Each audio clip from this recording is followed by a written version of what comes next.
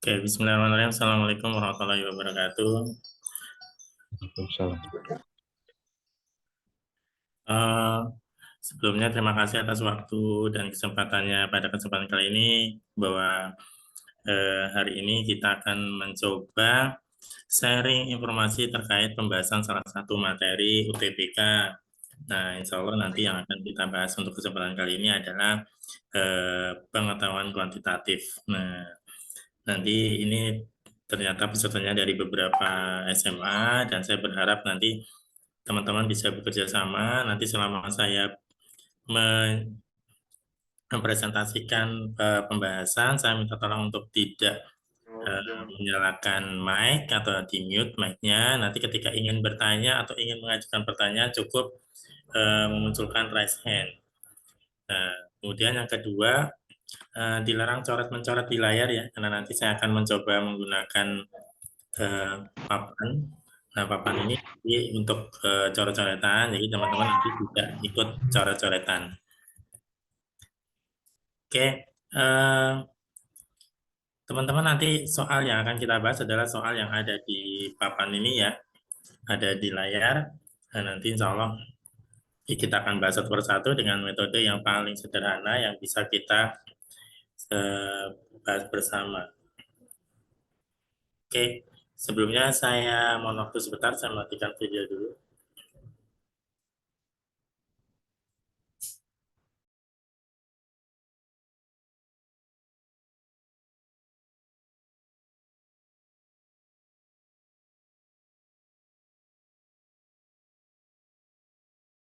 Ini dong meeting ID.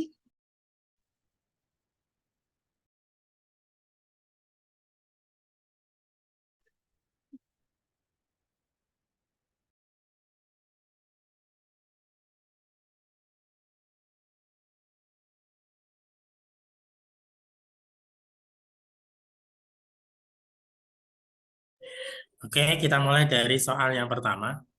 Soal yang pertama adalah jika Y sama dengan efek, manakah pemetaan berikut yang tepat? Jadi, tipe karakter soal yang pertama ini adalah kita diminta untuk mengetahui konsep mana di antara soal berikut yang merupakan pemetaan.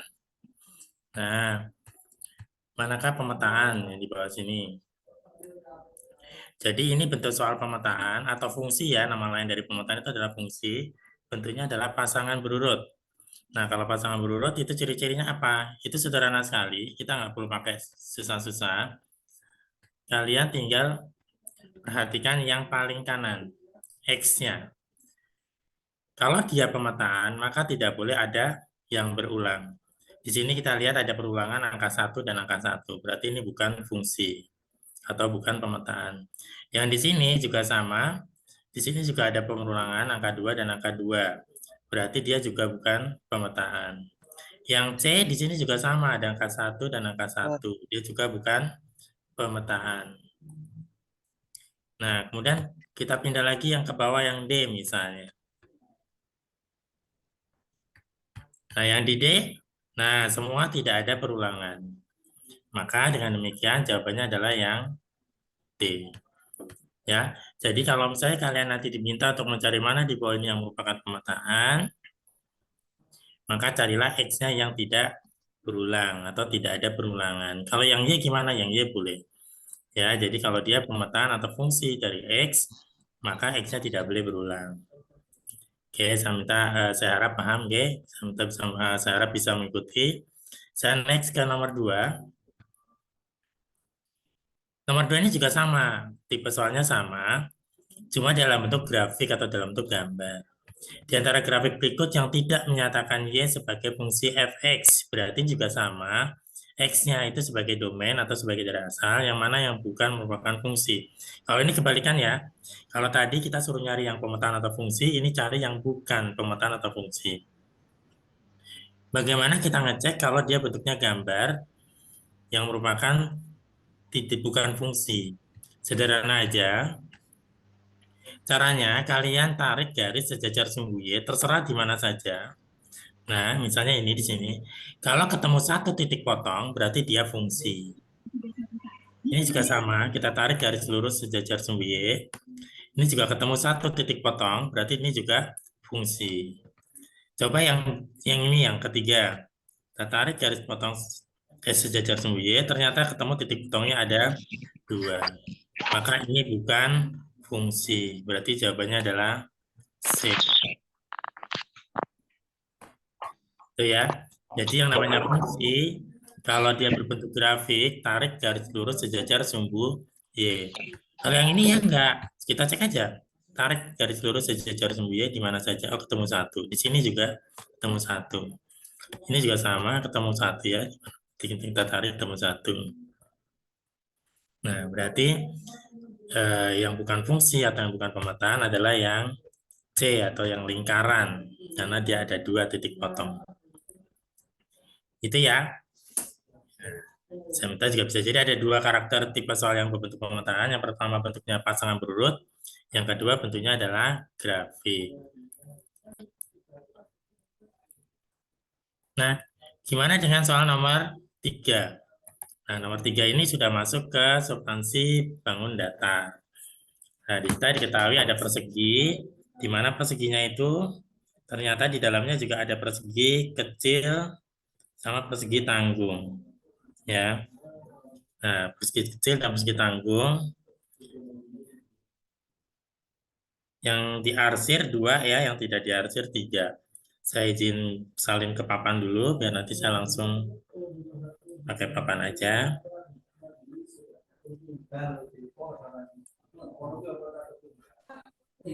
Nanti yang ditanya adalah perbandingan luas yang diarsir, luas yang tidak diarsir dengan luas yang diarsir.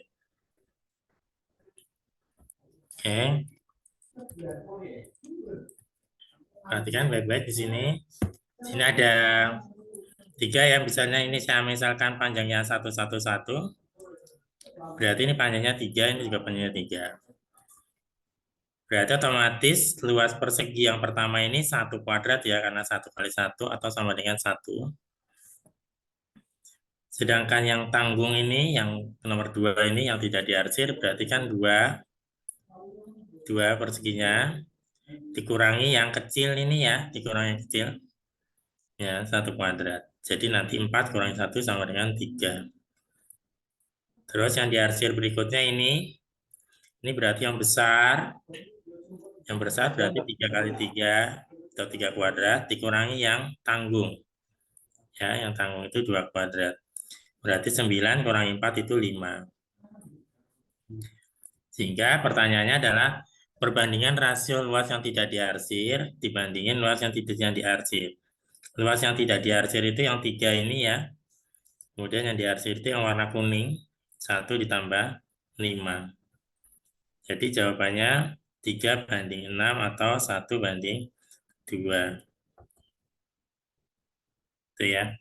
Jadi luas perbandingannya adalah antara yang tidak diarsir dengan diarsir adalah 1 banding 2. Ya, jadi jawabannya yang C ya. Nah, nanti teman-teman boleh eh, foto atau screenshot pembahasannya. Karena walaupun nanti Zoom-nya ini di record ya, direkam, tapi kalau ingin nge-save, saya kasih kesempatan untuk screenshot. Selanjutnya soal berikutnya itu nomor 4. Nomor 4 ini adalah soal operasi. Jadi kita diketahui bahwa operasi kotak itu didefinisikan sebagai bentuk kayak gini. Jadi kalau A kotak B itu artinya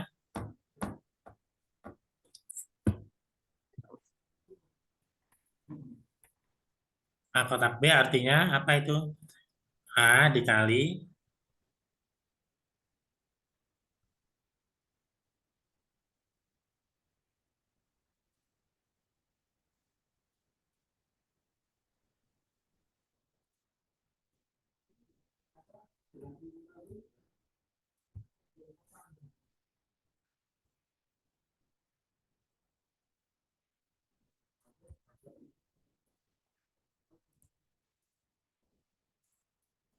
B-1 dikurangi A. Itu ya. Jadi A kotak B, saya salin di papan dulu ya. A kali B-1 dikurangi A. Kita disuruh mencari berapakah 3 kotak dalam kurung 2 kotak 4. Nah, misalnya seperti ini, saya akan ke papan lagi. Nah, ini berarti kita harus nyari ini dulu. Berarti 2 kotak 4 berapa? Gitu kan. Itu berarti A-nya 2, B-nya 4. Berarti tanda 2, 4 kurangi 1 dikurangi 2. Otomatis 2 dikali 3 dikurangi 2. Atau sama dengan 6 kurangi 2 sama dengan 4. Berarti soal yang di atas bisa kita ganti menjadi 3 kotak 4. Sama halnya dengan yang tadi, berarti artinya A-nya 3, B-nya 4. Berarti nanti 3 kali 4 kurangi 1 dikurangi 3. Jadi 3 kali 3 kurangi 3, jadi jawabannya adalah betul 6. Itu ya, jadi jawabannya adalah 6. Jadi cuma tinggal ikuti rumus saja ya. Jadi kalau yang ada formulasi rumus, apa nanti simbolnya bisa diganti-ganti, bisa kotak, bisa bintang, bisa segitiga, atau apapun yang nanti di share oleh si pembuat soal. Kita tinggal memasukkan angka-angka sesuai dengan rumus. Terus nanti yang nomor 5 itu adalah X dikurangi akar 6 min X, tandanya lebih dari sama dengan 0. Ini adalah soal substansi pertidaksamaan. Saya tulis dulu soalnya di papan ya, nanti tinggal kita lihat di pembahasan.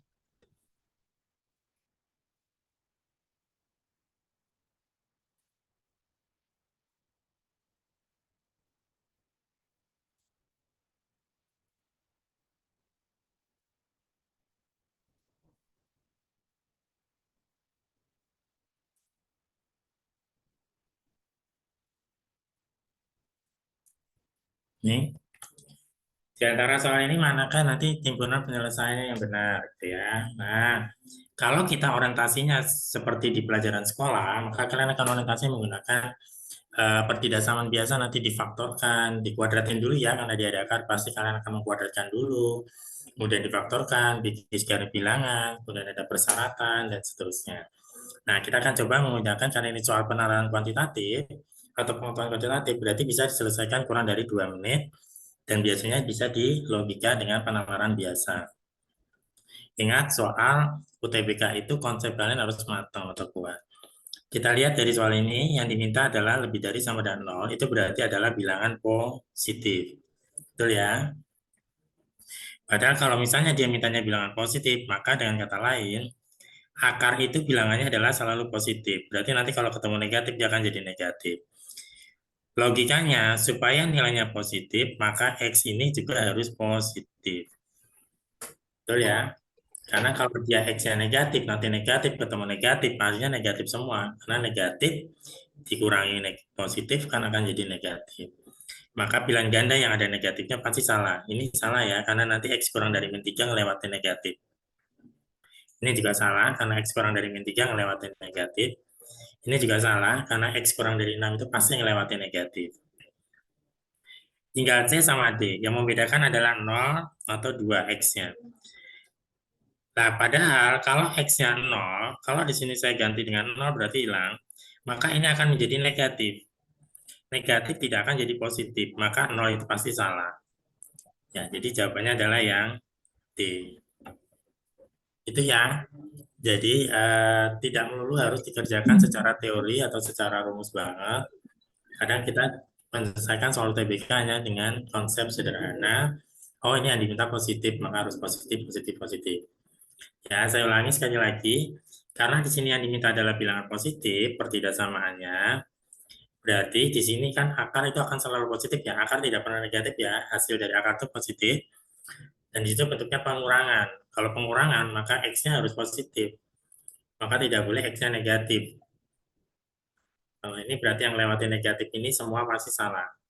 Karena X kurang dari min 3 itu melewati negatif, X kurang dari min 6 itu juga negatif. Yang membedakan sekarang tinggal C sama D itu adalah angka 0 atau angka 2. Nah, kalau angka 0 di sini saya masukkan di sini, berarti ini hilang, otomatis ini akan menjadi negatif. Padahal ini kita positif, jelas keliru ya. Jadi otomatis ini salah. Ya, jadi ini salah, salah, salah. Itu ya, jadi jawabannya yang delta. Kita akan masuk ke nomor 6.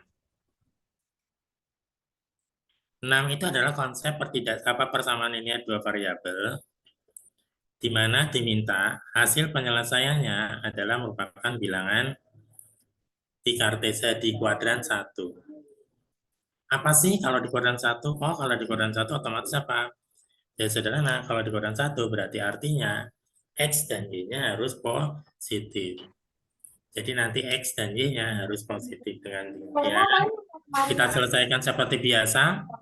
Kita eliminasi dulu, misalnya kita mencari Y-nya, X-nya, berarti kita tambahin, otomatis Y-nya habis ya.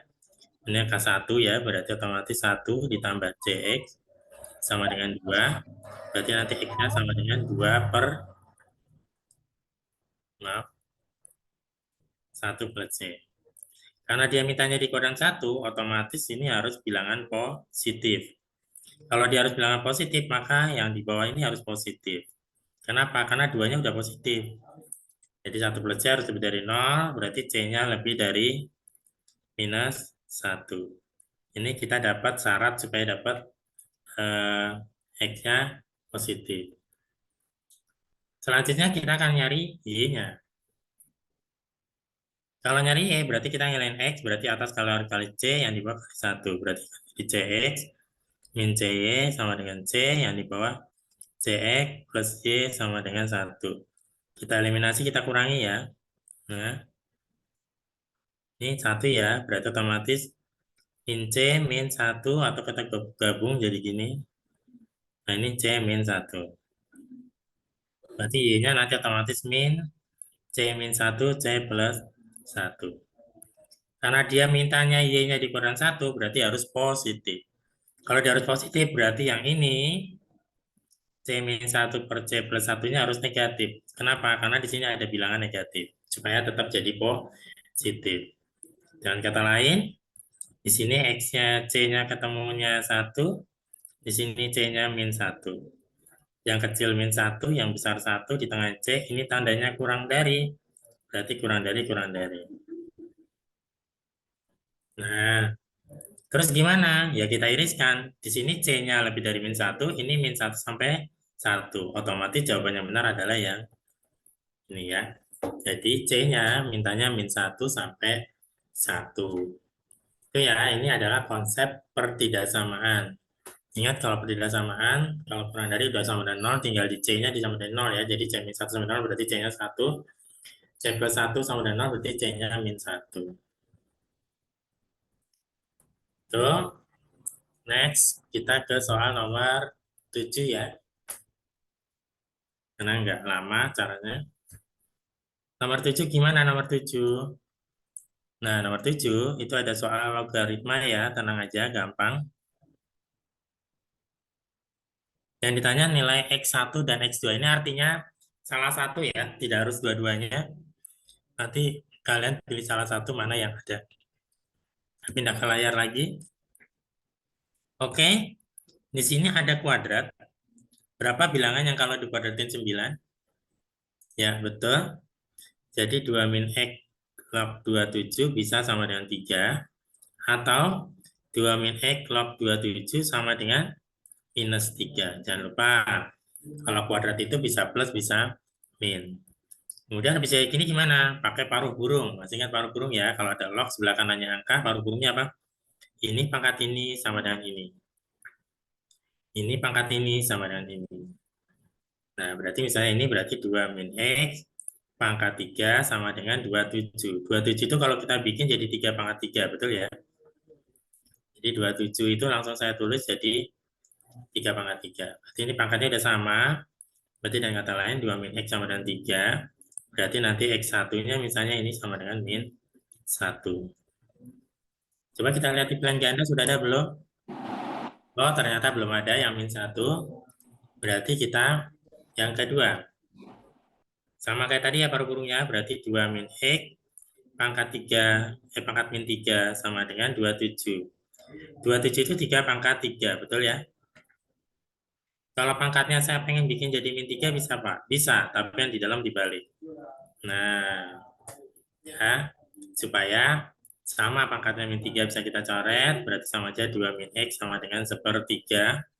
Duanya kalau bikin per 3 jadi 6/3 ya. Nah, berarti nanti X2-nya sama dengan 5/3. Selesai. Itu ada pertanyaan teman-teman semuanya? Nggak ada ya, nggak ada yang raise Tidak, Pak. hand. Nggak bisa. Lanjut. Monggo kalau mau di screenshot ya, nanti tinggal bilang. Oke, selanjutnya adalah isian singkat. Teman-teman jangan sampai lupa, untuk yang karakter soal tahun sekarang, itu ada isian singkat. Ini contohnya adalah soal nomor 8. Ini soal nomor 8 ini adalah soal isian singkat. Jadi 4 bilangan membentuk barisan aritmatika. Jadi kita dikasih 4 bilangan membentuk barisan aritmatika. Jika bilangan pertama dan kedua tetap, serta bilangan ketiga ditambah bilangan pertama, dan bilangan keempat dikali 2 terbentuk suatu geometri. Berarti aritmatika tadi dimodif atau di reko-reko jadi geometri ya. Kalau beda suku pada barisan aritmatika 2, maka jumlah 4 bilangan geometri. Jadi yang diminta nanti jumlah 4 bilangan geometrinya ya. Oke, bedanya aritmatika 2. Ke layar. Misalnya bilangan pertama kita anggap A, berarti yang bilangan kedua A plus 2. Bilangan ketiga A plus 4, karena bedanya 2 ya. Bilangan keempat A plus 6. Ini barisan aritmatika. Kemudian arus PTMK-nya itu bilangan pertama dan bilangan kedua tetap. Bilangan ketiganya ditambah 2, berarti sama aja 6. Yang bilangan keempatnya dikali 2. Oh maaf, salah. Yang ini ditambah suku pertamanya. Jadi sama aja 2A plus 4. Ya, kalau nggak salah yang bilangan ketiga adalah bilangan ketiga ditambah bilangan pertama. Ya, jadi suku yang ketiga itu bilangannya ditambah suku yang pertama. Suku pertamanya A. Sedangkan yang keempat bilangannya dikali 2. Membentuk barisan geometri. Ini barisan geometri. Ada teori, Mas, Mbak, kalau pengen tahu, bahwa kalau saya punya bilangan 3, bisa membentuk barisan aritmatika, bisa membentuk barisan geometri. Kalau dia nanti membentuk barisan aritmatika, tidak semua sekolah ngasih ya, maka berlaku sifat 2 kali tengah itu sama dengan pinggir tambah pinggir. Jadi nanti pakai cara itu kalau khusus dia membentuk barisan aritmatika. Tapi kalau geometri, tengah dikuadratin itu harus sama dengan pinggir dikali pinggir. Nah, karena nanti kita punyanya geometri, nanti pakai yang bawah. Berarti tengah kuadrat sama dengan pinggir kali pinggir. Misal saya pakai 3 bilangan yang di depan. Boleh nggak yang di belakang? Boleh. Berarti tengah kuadrat sama dengan pinggir dikali pinggir. Kalau saya uraikan berarti A kuadrat tambah 4A plus 4 sama dengan 2A kuadrat plus 4A. Di sini 4-nya habis, coret ya. Sini A kuadratnya berarti masih sisa 1. Berarti otomatis A kuadratnya 4, berarti A-nya itu sama dengan plus minus 2. Yang diminta adalah jumlah 4 bilangan geometri. Berarti ini ya, kalau dijumlahkan. Kalau dijumlahkan berarti hanya ada 6. Terus angkanya ini 2 tambah 4, 6 tambah 12, 18. Berarti ada 2 ya. Kalau pakai yang 2, jawabannya 12 tambah 18 berarti 30.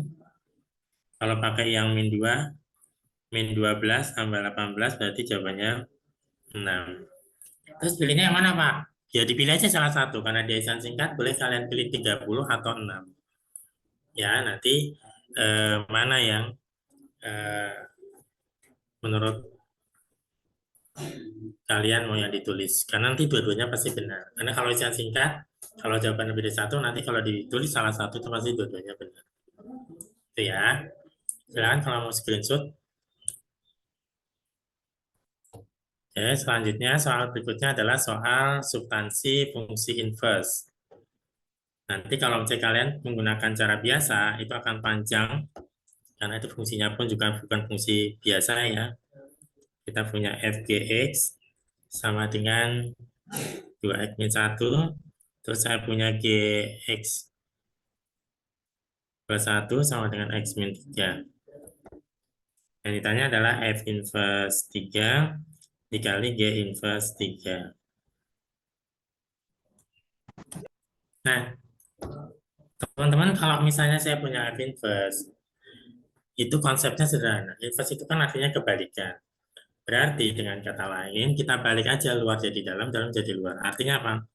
Kalau saya punya pengen berubah dia menjadi F inverse, maka yang di luar ini akan menjadi di dalam. Yang di luar ini akan, yang di dalam ini akan menjadi yang di luar. Itu ya. Berarti ketika kalau saya suruh nyari F inverse 3, itu berapa? Ya gampang. Berarti otomatis yang di dalam sini harus sama dengan 3. Artinya 2X min 1 supaya jadi 3. X-nya berapa? Ya, betul. X-nya sama dengan 2. Karena X-nya kalau dimasukin 2, 2 kali 2, 4, kurang 1, 3. Terus dimasukin kemana? Masukin sini. Berarti dia sama dengan G2. Ya, karena X-nya sudah 2. Terus cari G2 gimana? Ya, masukin sini. Kamu kan punya GX. Berapa G2? Masukin sini. Sama kayak tadi, berarti otomatis X plus 1 jadi 2. Berarti X-nya berapa? Iya, betul. X-nya 1. Kita masukin sini, berarti 1 dikurangi 3 min 2. Berarti saya punya F min 3-nya adalah min 2. Lah, suruh nyari G inverse 3 gimana? Ya, kita sama kayak tadi. Kalau GX-nya itu berarti G inverse-nya dibalik, toh. Nah, berapa nilai G inverse 3? Sama kayak tadi ya. Berarti otomatis X min 3 itu harus sama dengan 3. Berarti X-nya berapa? Betul, berarti X-nya adalah 6. Masing ke sini berarti 7. Berarti ini sama aja 7 kali min 2, berarti otomatis jawabannya min 14. Jadi nggak lagi menggunakan inverse seperti biasa yang kalian pelajari di sekolah. Jadi kita hanya menggunakan konsep inverse, komposisi inverse, dan seterusnya. Ya, domain jadi ring, ring jadi domain, derasal jadi derhasil. Sederhana ya. Jadi kamu bisa mengerjakan kurang dari 2 menit. Selanjutnya adalah halaman 10, ini soal turunan. Gimana dengan soal turunan? Kita punya fx, ax kuadrat, plus bx, plus 2x, maaf, plus 4. Kemudian kita punya gx, x kuadrat, plus ax, min 2. Di mana hx itu adalah fx dibagi gx, terus yang ditanya adalah h aksen 0 berapa? Adalah 1 ya. Berapakah nilai a-nya? Oke, kita punya ini. Jangan lupa, kalau saya punya ini berarti otomatis apa, Mas? Atas turun dikali bawah dikurangi atas tetap, bawah turun dibagi bawahnya dikuadratin. Gitu ya, Mas? Nah, berarti tugas kita sekarang mencari turunan masing-masing. Ini kalau kita turunkan 2AE plus 2. Ini kalau kita turunkan 2X plus A. Nah, selanjutnya apa? Karena ini X-nya 0, maka kalau X-nya 0, otomatis yang ada X-nya ini 0 semua, Mas. Mbak. Jadi yang kita perhatikan hanya angka-angka yang tanpa huruf X saja. Nah, berarti kalau saya punya F aksen berarti yang ini, 2. G berarti yang ini, min 2. Ya. Dikurangi, ini F berarti 4. Kemudian ini G aksen berarti di bawah. Nah, terus ini G kuadrat berarti min 2 kuadrat. Itu ya. Berarti kalau saya tulis ini kan sama aja min 4, min 4A dibagi 4. Karena ini sama dengan 1, berarti ini harus sama dengan 1. Berarti kalau dikali silang, ini ya, nanti jadi min 4A sama dengan 8, otomatis hanya adalah minus 2. Itu ya, jadi sederhana, jadi tidak perlu harus dikalikan atau dicari macam-macam. Konsepnya adalah ini ya, ini yang memang harus konsepnya kamu harus paham. Bahwa ketika menurunkan bentuk pecahan, maka atas turun dikali bawah, dikurangi atas tetap bawah turun dibagi bawah kuadrat. Ya, jadi jawabannya minus 2. Lanjut, nomor 11 ya, dan waktunya terbatas. Kita punya A, matriknya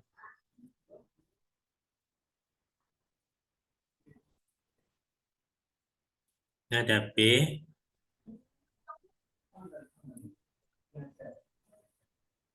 kemudian ini AB, itu A kali B ya.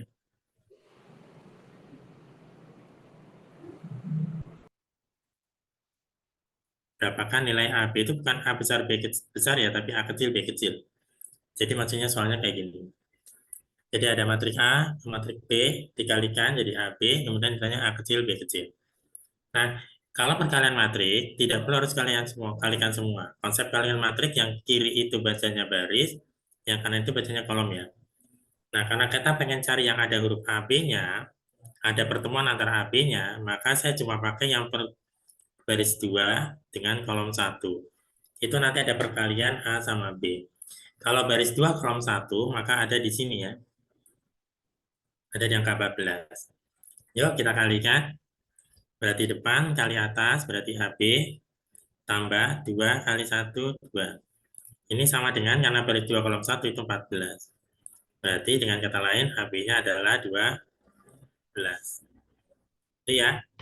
Jadi tidak perlu harus mengalihkan semuanya matriknya. Cukup kita kalikan yang sesuai kebutuhan aja ya. Ya, jadi kalau perkalian matrik, B kali A, AB, 2 kali 1, 2, sama dengan baris 2 kolom 1 berarti 14 ya. Baris 2 di kolom 1. Kalau baris 2 di kolom 2 itu B. Oke, nggak ada masalah. Tuh, cepet banget ya ternyata soalnya. Nggak terlalu susah. Oke, lanjut next. Ini soal statistik, ini juga bisa kita nalar, nggak perlu pakai macam-macam. Ada 11 siswa mengikuti tes. Jadi ada 11 siswa ya, di sini ada 11. Ini bilangan yang pertama dan seterusnya nanti sampai bilangan yang ke-11. Ternyata guru mengumumkan bahwa jangkauan nilai tersebut ada 15. Artinya kalau jangkauan itu nilai terbesar dikurangi nilai kecilnya, itu katanya 5. Kalau nilai itu terbesar berarti 100 ya. Nah, di sini diketahui sama si pembuat soal, 3 orang nilainya 100. Berarti otomatis nilai yang terbesar 100 ya nanti. Kemudian, 1 orang nilainya 96. 3 orang nilainya 90. 2 orang nilainya 86. Nanti pilihan gandanya saya tulis ya.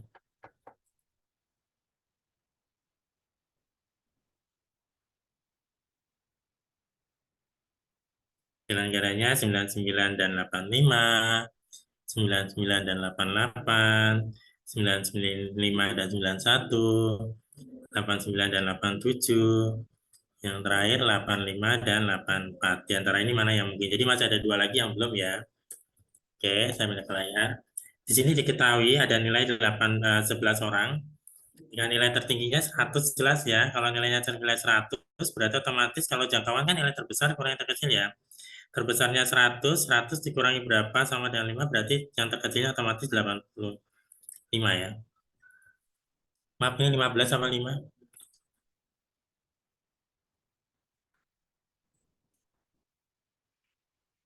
Oh, ternyata jangkauannya 15 ya, maaf. Salah tulis. Ini jangkauannya 15.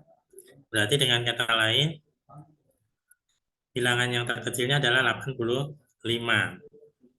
Karena jangkauan itu bilangan terbesar kurangi terkecil. Berarti dengan kata lain, ini kan 85 belum tersebut ya. Berarti salah satu angka yang disebut adalah 85. Yang ada 85-nya ada 2, ini sama ini. Karena 85 itu bilangan terkecil, maka tidak mungkin ada bilangan yang lebih kecil dari 85. Berarti ini pasti salah. Jadi jawabannya adalah yang A. Itu ya. Jadi jawabannya kemungkinan 85 dan 99. Karena nilai terkecilnya 85, jadi nggak mungkin ada nilai di bawah 85. Itu ya, sederhana ya. Kita logika sederhana seperti itu. Nah, kemudian nomor 13. Gimana dengan nomor 13? Nah, nomor 13 adalah peluang. Jadi kita punya angka 9, 7, 6, 5, 4, 3, 2, 1. Berarti ada 8 bilangan ya. Di mana di situ genapnya ada 1, 2, 3. Sedangkan ganjilnya ada 1, 2, 3, 4, 5. Kenapa yang minta saya tulis genap ganjil? Karena di sini ketahui kita peluang terambilnya 5 anggota tersebut, asal jumlahnya 5. Berarti akan diambil 5 angka, tapi nanti jumlahnya harus bilangan genap. Nah, kalau bilangan genap, supaya hasilnya bilangan genap, maka penjumlahnya itu harus genap ya. Artinya kalau genap dijumlahkan akan tetap selalu genap. Berarti yang bertahan selalu adalah ganjil. Berarti alternatif pertama, angka ganjil itu keambilnya nggak boleh 1, nggak boleh 3, dan nggak boleh 5. Berarti yang boleh terambilnya boleh 2. 2 ganjil, otomatis yang 3 genap. Atau yang kedua, ganjilnya 3. Ganjil 3. Ganjilnya 4, nanti genapnya 1. Karena kan ya diambil cuma 5. Nah, baru nanti bawahnya dari 8 diambil 3. Berarti nanti yang di bawah akan selalu dari 8 angka akan diambil 5 ya, akan diambil 5. Terus yang di atas ini berarti ganjilnya 2 dari 3 mau diambil 2. Terus genapnya 3 berarti dari, maaf, ganjilnya 5 akan diambil 2 dan genapnya 3 akan diambil 3. Terus yang di bawah ganjilnya 4 berarti kombinasi 5, 4. Genapnya 1. Jadi 3 diambil 1. Nah, siapa yang belum bisa menghitung kombinasi? Kalau 85, saya ajari C85. Maka nanti 8 turun 5. Kalau 8 turun 5 kebanyakan, selisih 8 sama 5 itu kan 3. Maka boleh angka 5 saya ganti dengan 3. Berarti yang di bawah itu mesti 3, 2, 1. Yang di atas mengikuti 8, 7, 6. Karena yang di bawah cuma 3 kali. Ini coret-coret-coret berarti yang di bawah pasti nanti 56. Itu ya. Jadi kalau misalnya 5 turun banyak kan 5, 4, 3 itu kan kebanyakan. Maka kamu ambil selisihnya aja biar pendek. Yang di atas tinggal menyesuaikan. Berarti bawah 56 ya. Berarti yang di bawah ini pasti 56. Terus ini C52 juga sama ya. C52 berarti bawahnya ini pasti 21, atasnya yang nyuti 54. Coret-coret 2 berarti 10 ya. Berarti ini 10. Dikali berapa? Kalau angkanya sama, 3 sama 3, dia pasti 1. Ya, pasti itu ya. Kalau misalnya angkanya sama, itu pasti 1. Terus ini 5, 4. Nah, ini juga. Kalau selisihnya 1, maka ini pasti ambil bilangan yang terbesar. Sama dengan kalau misalnya di sini juga angka 1. Pasti ambil bilangan yang terbesar. Itu ya, jadi nggak perlu pakai ngitung lagi. Berarti ini 54, otomatis pasti 5. Ini 31, otomatis juga 3. Berarti jawabannya 10 tambah 15 dibagi 56. Jadi jawabannya 25/56. Itu ya. Tadi tahu ya alasannya kenapa yang diambil harus ganjilnya 2 ini supaya jumlahnya tetap genap. Jadi kalau ganjilnya ada 2 atau ganjil ada 4, pasti kan jumlahnya kan tetap genap ya. Tapi kalau ganjilnya sebanyak ganjil, misalnya ada 3, ada 2, ada 1, atau ada 5, itu pasti hasilnya akan ganjil juga. Oke, kita akan lanjutkan ke nomor berikutnya. Teman-teman kalau ada yang mau screenshot, silakan. Itu ya, ada 8, genapnya 3. Ya, jadi kalau kombinasi saya tidak perlu menghitung terlalu banyak. Ya, seperti itu ya. Jadi kayak gini tadi ya kuncinya ya. Jadi kalau nanti saya punya C 10 8, ini nggak perlu kita hitung banyak-banyak. Ini selisih antara 10 dan 8 itu 2. Berarti nanti bawahnya 21, atasnya 10 9. Jadi yang di atas itu menyesuaikan yang di bawah ya. Kalau yang di bawah cuma ada 2 kali ya berarti 2 kali. Ini coret-coret 5, jadi jawabannya adalah 45. Itu ya. Sekarang kita akan lanjut ke soal berikutnya. Soal berikutnya adalah soal nomor 14. Apa itu? Diketahui suatu barisan geometri tidak atas dari 4 suku dengan rasionya setengah. Oh, berarti ada 4 suku rasionya setengah. Dan suku barisan pertama aritmatika yang terdiri dari 3 suku dengan bedanya B. Oh, berarti bedanya B dan juga jumlah semua suku barisan geometri tersebut dan jumlah semua suku barisan tersebut sama dengan bernilai 1. Jika suku pertama barisan geometri tersebut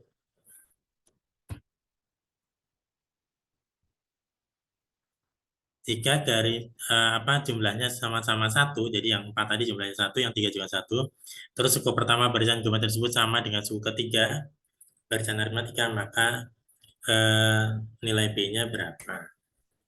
Oke, sekarang kita tahu bahwa itu rasionya setengah, jumlahnya itu ya. Saya tulis dulu, diketahui satu barisan dari 4 suku dengan rasio setengah, terus nanti yang geometri, kalau B aritmatika 3 suku ya, bedanya B, jumlah semua suku barisan geometri tersebut adalah 1, aritmatika juga 1, suku pertama barisan geometri disebut sama dengan suku ketiga barisan aritmatika. Oke, kalau geometrinya berarti ini A, ini berarti setengah A, ini berarti seperempat A, berarti 1/8 A. Ternyata ini nanti jumlahnya 1. Terus suku ketiganya barisan arit ini barisan geometri ya. Nah, suku geometri ini kan A, ini berarti A dikurangi B, ini berarti A dikurangi 2B. Ini yang aritmatika, dan jumlahnya juga 1. Oke, ingat jumlah, kalau misalnya dia barisan geometri, dia singkatannya ada 2 ya, kalau enggak Ari, Ira. Siapa itu? Ari ya tinggal ini, Ira juga sama. Kapan pakai hari, kapan Ira, itu tergantung yang di bawah. Itu tergantung rasionya. Yang di bawah ini hukumnya haram negatif. Jadi kalau tadi kita punya R-nya setengah, berarti otomatis yang saya pakai adalah yang di bawah, bukan yang di atas. Ya, jadi kita pakainya yang bawah, pakai Ira ya. Jadi kalau pakai Ira, 1 dikurangi setengah, pangkat 4, dibagi 1 dikurangi setengah. Ini kali A, hasilnya adalah 1. Ini 1 kali setengah-setengah, berarti kalau misalnya dihitung, ini jadi nanti di setengah. Setengah itu pangkat 4 1/16, 1 per 16 berarti 15/16. Berarti otomatis nanti A-nya adalah 8/15. Kita simpan dulu. Ya. Jadi 8/15.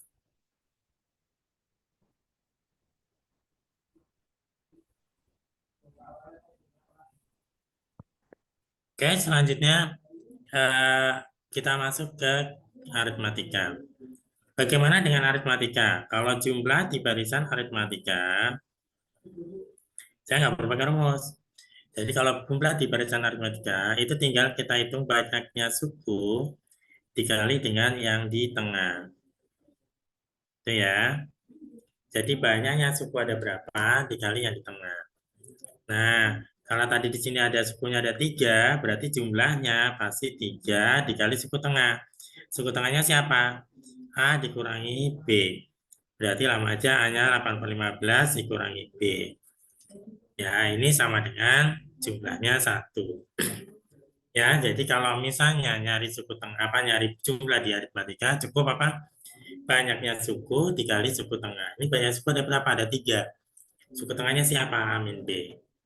Ya, kenapa A min B? Karena tadi kan suku ketiganya adalah suku pertama dari geometri. Jadi dikurangi B. Berarti ini sama aja 8 per 15 dikurangi B sama dengan sepertiga. Betul? Nah, kalau dibikin per 15 kan jadi 5 per 15. Betul ya? Nah, otomatis B-nya ketemu ya. Otomatis B-nya adalah 3 per 15 atau 1/5. Tuh. Lebih sederhana hitungnya. Ya, kata kuncinya ini tadi ya. Kalau jumlah di barisan aritmatika, banyaknya suku dikali tengahnya siapa. Tapi kalau geometri bisa pakai jembatan keledai hari atau Hira. Itu ya, jadi jawabannya adalah 1/5. Tuh, jawabannya adalah C. Oke, next terakhir ya soal dari saya di sini nomor 15. Diketahui P-nya lebih dari 0, berarti nanti P-nya adalah bilangan positif ya yang diminta. Di mana P dan P kuadrat min 2 adalah akar-akar. Berarti itu X1 dan X2. Ini adalah akar-akar dari X kuadrat min 10X plus C. Nah, pada C itu adalah akar dari, berarti ini X1-nya misalnya C dari persamaan kuadrat yang baru ya. Nah, itu X kuadrat plus AX plus 42, maka A-nya berapa? Saya kembali ke papan lagi. Nah, ini masih ingat ya, kalau misalnya saya punya persamaan kuadrat, maka konsepnya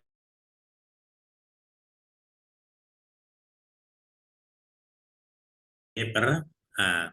Nah, karena ini X1-nya P, X2-nya ini, berarti kalau dijumlah, ini ya, min B per A-nya berarti min B per A, berarti otomatis 10. Nah, ini kalau disamakan, maaf ini bukan P, ini 2. Berarti kalau kita pindah ke kiri semua, berarti min 12. Betul ya? Maka kalau saya faktorin, P plus 4, P min 3 sama dengan 0. Betul? Karena P-nya harus positif, maka yang kita pakai cuma 3. Betul ya? Berarti salah satu akarnya adalah 3. Kita masukkan ke sini untuk mencari P.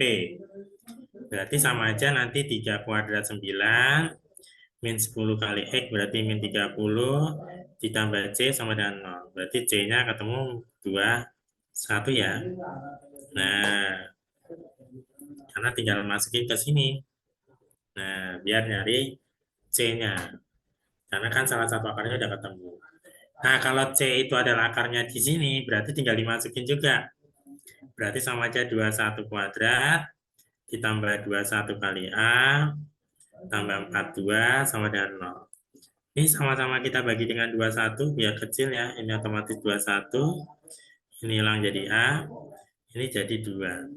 Betul? Otomatis A-nya adalah berapa? Nanti 21 tambah 23 pindah ke kiri jadi min 23. Sip.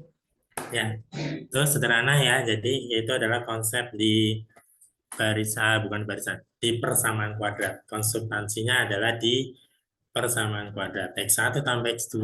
Nanti jangan lupa juga ada X1 kali X2. Kenapa kita nggak pakai X1 kali X2? Nggak bisa, karena X1 kali X2 itu pakai C. Sini padahal C-nya belum diketahui. Maka kita yang pakai adalah X1 tambah X2.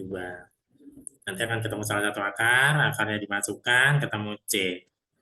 Karena C itu akar dari ini, berarti tinggal dimasukkan ke sini. Nah, nanti nggak usah dikuadratin. Diperhatikan itu bisa dibagi 21 semua, makanya bisa lebih sederhana. Oke, itu soal terakhir dari saya. Dan sepertinya itu soal yang kita bahas hari ini. Semua sudah terbahas. 15 soal ya. Dan itu dalam waktu kurang dari 1 jam. Masih ada sisa 5 menit. Ya, dan semua sudah terbahas dengan cara yang paling sederhana dan tidak semua kita menggunakan rumus yang terlalu jelimet ya. Kita menggunakan cara yang paling sederhana, yang paling bisa kalian pahami dengan cepat. Oke, itu kalau ada yang mau ditanyakan, monggo silakan try hand masing-masing, bisa atau enggak menggunakan kolom chat yang disiapkan oleh panitia. Itu Mas Reza, saya kembalikan ke panjenengan. Ada yang salah saya mohon maaf. Wabillahi taufiq wal hidayah. Assalamualaikum warahmatullahi wabarakatuh. Waalaikumsalam.